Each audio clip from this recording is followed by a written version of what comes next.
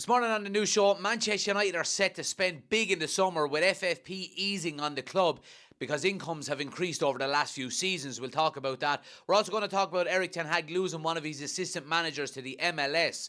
And also, we've got an academy graduate, 16 years of age, training with the first team ahead of the game on the weekend. Let's get right into it.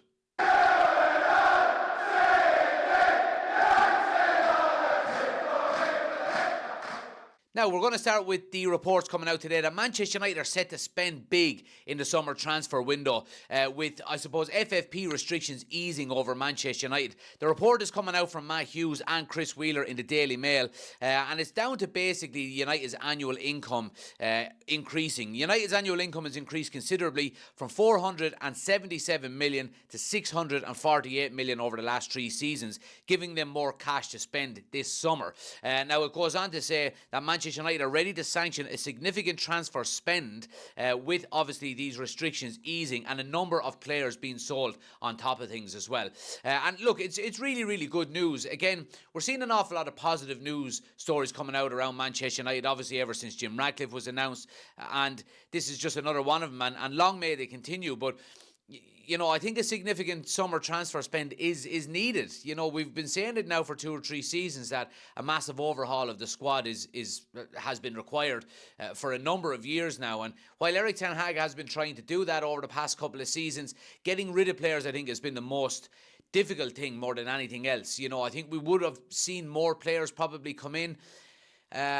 Again, there's a number of reasons why, you know, obviously, like we just mentioned, selling players has been difficult, but I think overspending on certain players that we did buy probably had a limit to what we could actually go out and then spend. You know, if you were spending less money on Anthony and Casemiro and Mason Mount, whatever it may be, it would obviously free up more transfer funds to go out and buy more players. But I think the sale of players is going to be a massive area that, you know, it's going to be under a microscope this summer, because selling players is going to be key to actually reinvesting that money into the squad. If you look at some of the players, even we mentioned on the news show last night that United could sell up to 11 players. You know, you're talking obviously Varane, Casemiro, you know, Harry Maguire, Scott McTominay, Jadon Sancho, Mason Greenwood. All of these players are players that you could get some decent money for. Now, you do have players on the fringe then as well, like Donny van de Beek, for example, Pellistri, you know, Alvaro Fernandez, supposedly as well, is potentially going to be on the chopping block. Even the likes of Brandon Williams, who I thought, I forgot he was even at Manchester United officially. So selling in the summer is going to be vitally important. It's good to see that Manchester United's annual income is increasing. You know, obviously, the more money you earn, the more money you can spend. And I think, you know, we mentioned it a couple of times over the last few weeks that the commercial aspect to Manchester United is an area that can be improved as well. We know Jim Ratcliffe is coming in, he's getting full control over the football side of the club. There has been reports suggesting that he is going to get a lot more control over the commercial side than first reported, with the likes of Jean-Claude Blanc in the background working with Ineos. And it can only be a positive thing as well. Manchester United has unlimited resources when it comes to actual, you know, commercial value and earning, you know, sponsorship deals, and obviously the global fan base. There's massive areas for improvements there as well. And if that can be tapped into and United can start earning a lot more globally and commercially, it can only be a positive for going out and spending money. You know, in 2005, when the Glazers took over Manchester United, we were by far the richest club in the world.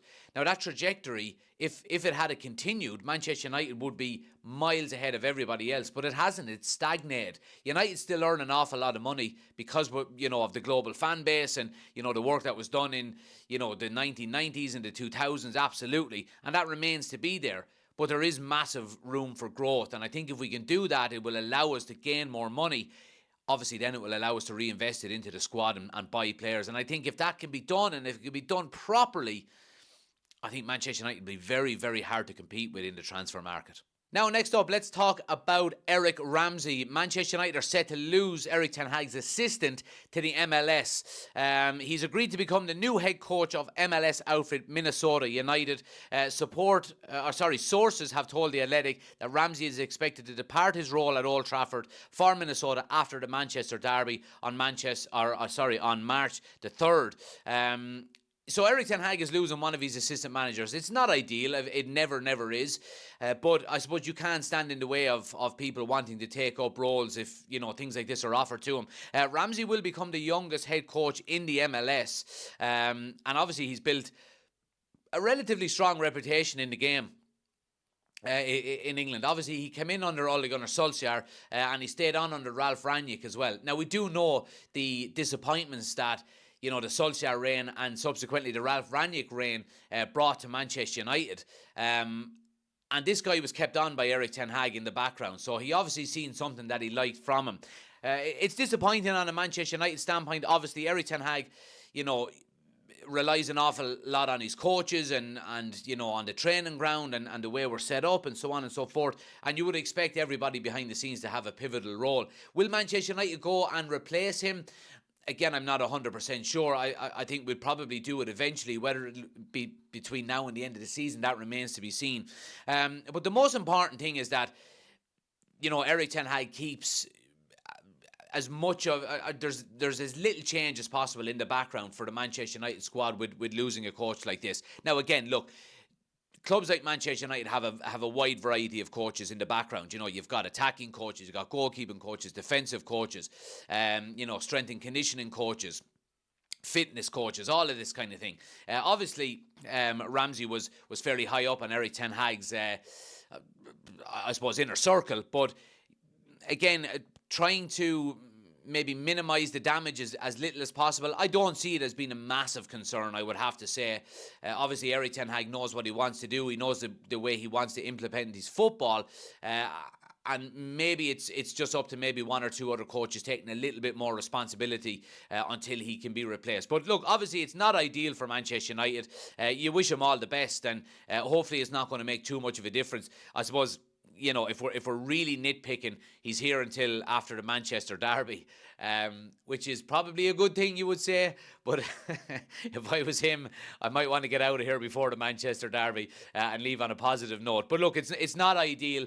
I'm sure Manchester United will replace him, whether it's now or whether it's at the end of the season. That remains to be seen. But we do wish him all the best. Now, let's talk about the left-back area. And obviously, we know, Luke Shaw is going to miss the remainder of the season. And there's been a lot of debate over what is going to happen with the left-back role. There's been talks about maybe Delors moving from right-back over to left. Obviously, we're waiting on an update on Malacia as well, and when he's going to return. There's even been talks of Sofian Amrabat going in there at left-back. We've seen him play there the first couple of games of his Manchester United loan spell. So there's been a lot of talk over who's going to play there. Now, one of the reports yesterday and today, and we have seen him train yesterday with the first team, and that's Harry Amos. He's been training recently, and the 16-year-old was spotted again on Thursday ahead of the home game training with the first team squad. The academy graduate remains a raw talent, but is still the best equipped to deal with the unique challenges at left back rather than a makeshift option who clearly struggles in an unfamiliar role. So yeah, another academy graduate is looking like potentially getting a chance to play in the first team. Now look, 16 years of age is a very, very young age to be coming into the Manchester United first team squad. I think he would probably be up there with one of the youngest players ever to play with Manchester United's first team if he does play. We signed him from Watford in the summer. He's already after breaking through to the under-21 squad as well, which is brilliant. He obviously has the talent. Eric Ten Hag doesn't allow underage players come up and train with the first team squad unless they're actually capable of doing so.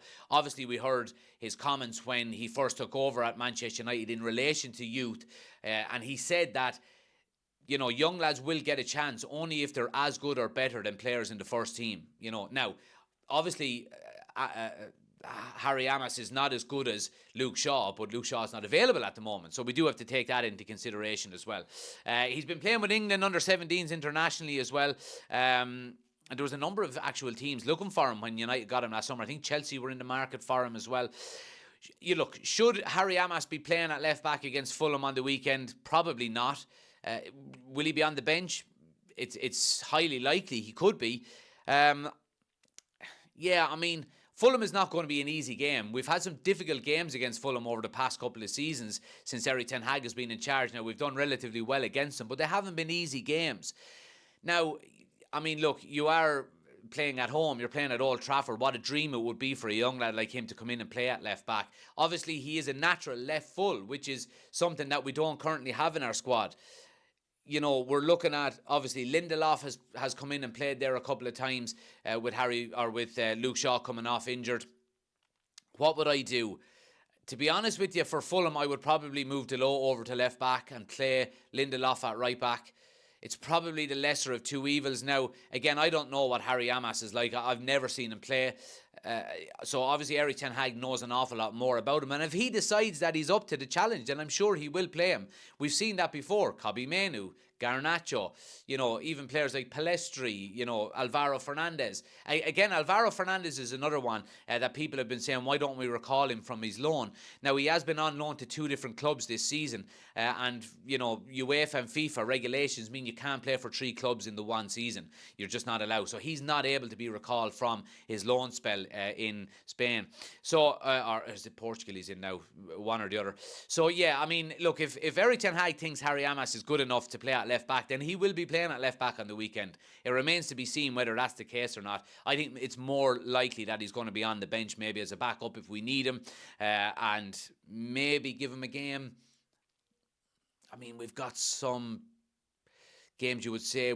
I mean, the thing about it is, in the Premier League at the moment, we need to win every game. So there's no real games that you could say, right, let's, you know, off you go, go and have a run out. Maybe he'll get 15, 20 minutes at the end of the game if we're winning comfortably. And I hope that is the case, because I would love to see him get some game time. But let me know what you think in the comment section below, guys, on all the points we've been talking about. Please do smash a like on the video as well. Hit subscribe if you're new to the channel. I'll be back tonight from 8 o'clock. And keep an eye out for our match preview, which is coming up in the afternoon as well for the game tomorrow. If you do want to get involved in our match build-up video as well, guys, please do send me your 60-second clips. Send it to my email address, unitedcommunitychannel@outlook.com. 60 seconds, tell me your match preview, your score predictions, all that kind of stuff, and we'll include it on our match build-up video tomorrow as well. Thanks for watching, have a great day, and I'll see you soon.